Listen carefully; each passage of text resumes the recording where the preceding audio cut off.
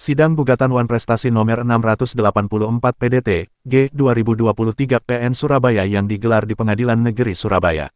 Di antaranya para pihak, selaku penggugat Vivi Pujihartono, melawan terhadap tergugat 1 Ellen Sulistyo SE, tergugat 2, Effendi Pujihartono selaku CV Kraton turut tergugat 1 Kantor Pelayanan Kekayaan Negara dan Lelang atau KPKNL dan turut tergugat 2 Kodam 5 Brawijaya. Gugatan tersebut terkait penutupan Resto Sangria yang terletak di Jalan Dr. Sutomo nomor 130 Surabaya, yang selama ini dikelola oleh Kodam 5 Brawijaya.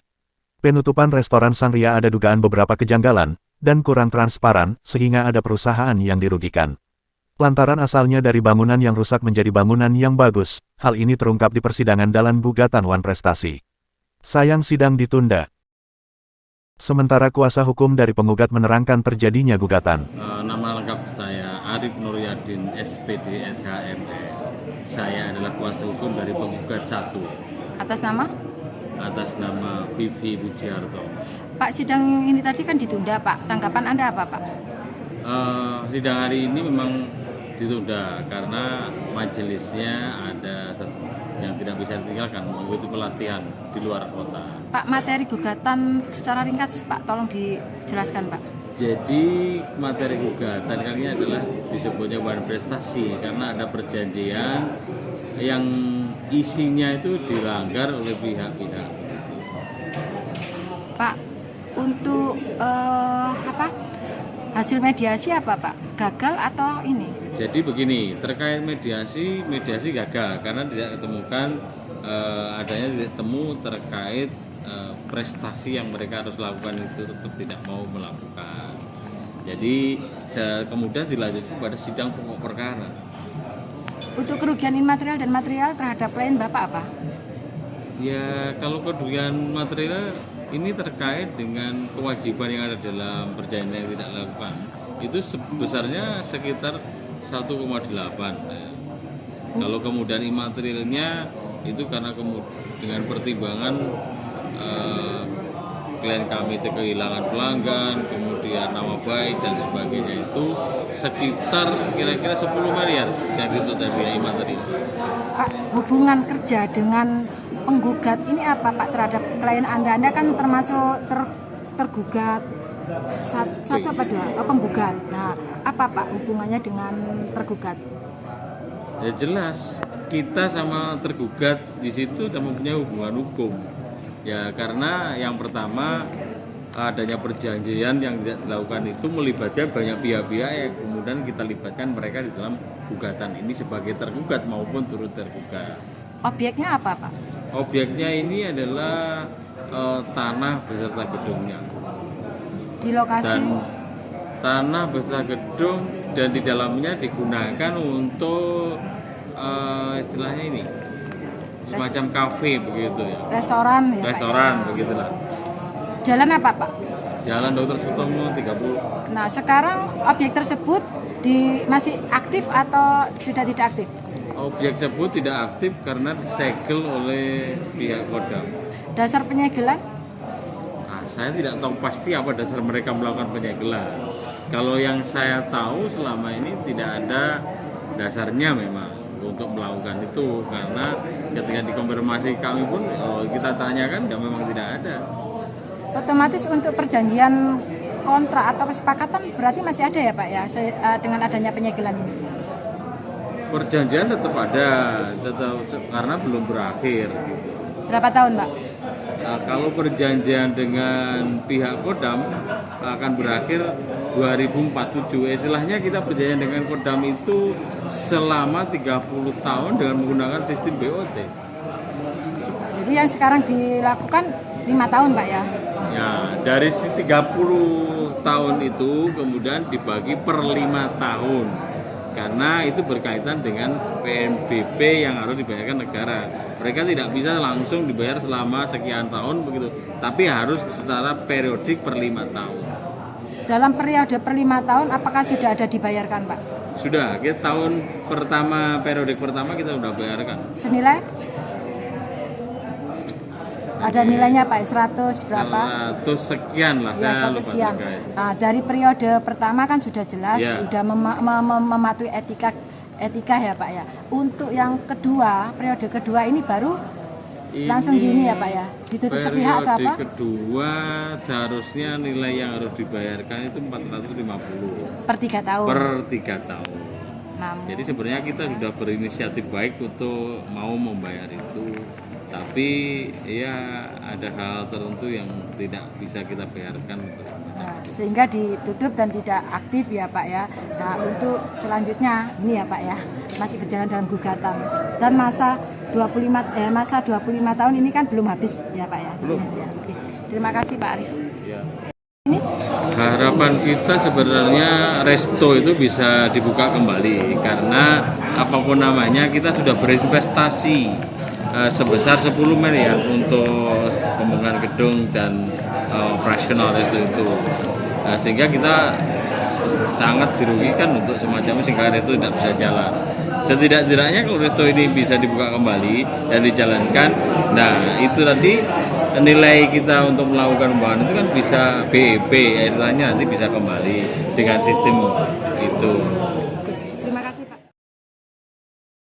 Sementara menurut legal corporate CV Kraton Resto, Yafeti Waru kuasa hukum tergugat 2 menerangkan. Hukum tergugat 2 dalam hal ini Pak Effendi sangat menyayangkan sikap atau kebijakan daripada Aslok dalam hal ini Bapak Kolonel Sri Hartono, di mana pada saat itu saya juga berdebat sama dia bahwa Bapak menyalahi peraturan daripada Menteri Keuangan nomor 115.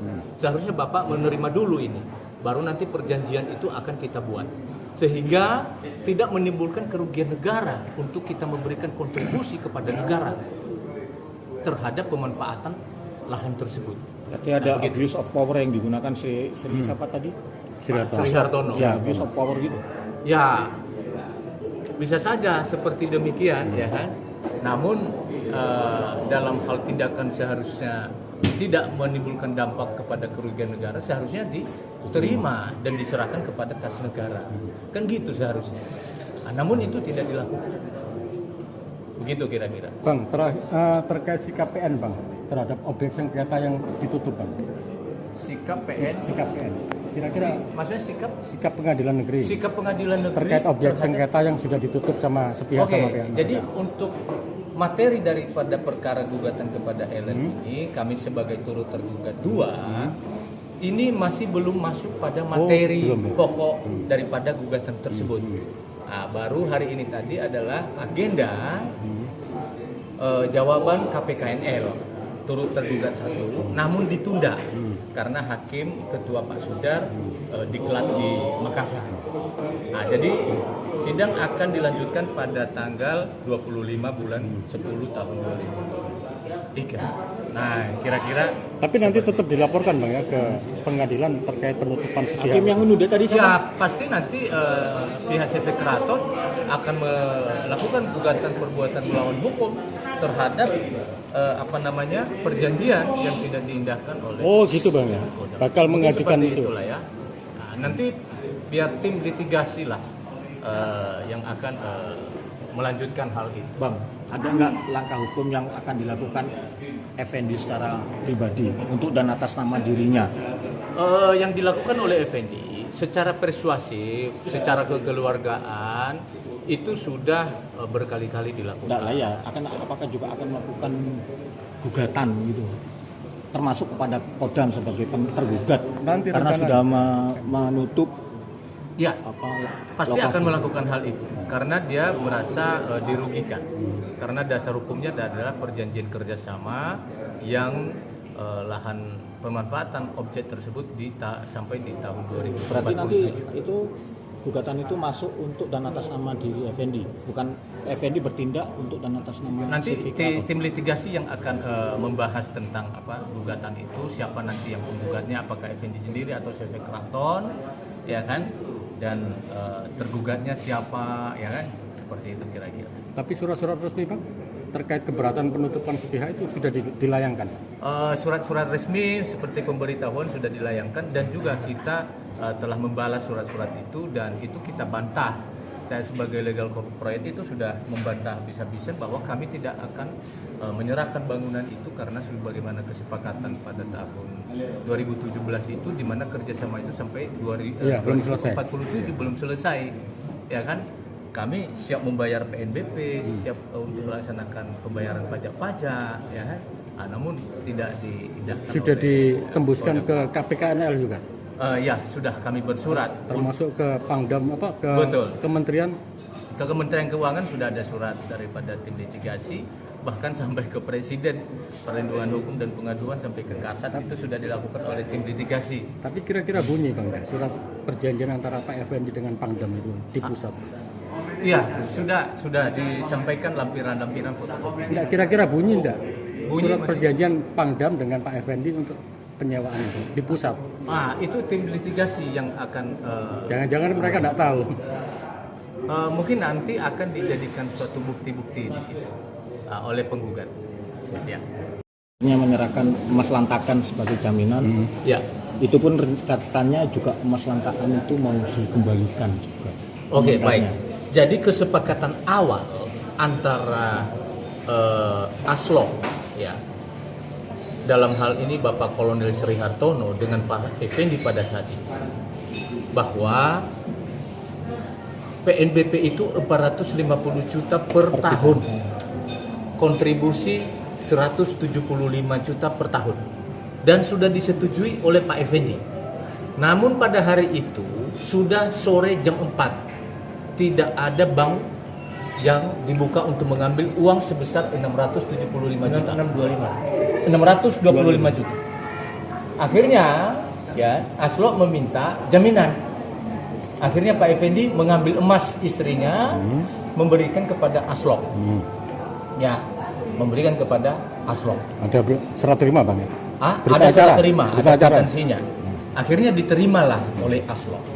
Maka di dalam perjanjian itu bahwa besok harinya untuk pembayaran uang cash, ya kan, untuk pembayaran uang cash, ya kan, pembayaran uang cash. Nah, namun pada saat penyerahan uang itu 625 besoknya, ya, namun Aslok itu, ya, saya jangan dia, ya, namun Aslok, ya, meminta supaya ada penandatanganan surat hibah bangunan. Nah, surat hibah bangunan. Sementara di dalam peraturan Menteri Keuangan, ya, nomor 115 tahun 2022 pasal 24 ditekankan bahwa penerimaan PNBP dibayar lebih dulu sebelum ada perjanjian-perjanjian. Nah, sehingga dengan alasan itu Aslok tidak menerima pembayaran itu. Terkait tentang upaya Pak Effendi untuk melakukan pembayaran PNBP Ya, ditolak kan? ya. Komentarnya Bang Yafet sebagai kuasanya Pak Effendi apa? Ya, Menyayangkan atau bagaimana? Perkara ini berawal dari situlah Ellen Sulistyo muncul diduga membujuk rayu dan mendatangi Effendi untuk mengadakan kerjasama pengelolaan restoran, bukan kerjasama penyewaan lahan kepada Effendi, pungkas Arif Nuryadin. Terpisah, Effendi Pujihartono menceritakan bahwa di awal tahun 2017 Pangdam 5 Brawijaya Kuswanto mendapatkan amanah dari Kementerian Keuangan Republik Indonesia untuk mengelola bangunan di Jalan Dr. Sutomo nomor 130 Surabaya, seluas 300 meter persegi, termasuk area parkir. Di tahun 2017 bangunan tersebut awalnya dalam kondisi parah akhirnya menemukan solusi. Bangunan seluas 300 meter persegi tersebut dibangun sebuah restoran 2 lantai dengan sistem kerjasama atau sewa selama 30 tahun dengan pembagian keuntungan 30 dan 70. Sepakat dengan kerjasama tersebut, maka PNBP untuk 5 tahun pertama sudah dibayar Effendi sekitar Rp625 jutaan, dan Effendi pun mendapat izin dari Kepala Staf Angkatan Darat Kasat. Untuk uang yang 5 miliar rupiah, Effendi dibantu pinjaman bank, sedangkan 5 miliar rupiah lainnya diambilkan Effendi dari tabungan dan pinjaman lain. Tanggal 10 November 2018 restoran Sangria diresmikan oleh Pangdam waktu itu Maijen Arif. Namun di akhir tahun 2019 nasibnya tidak menentu karena di Indonesia ada pandemi COVID-19 dan pemerintah melakukan lockdown, hingga berita ini diberitakan pihak Pangdam 5 belum bisa dikonfirmasi. Dari Surabaya Rahayu mewartakan.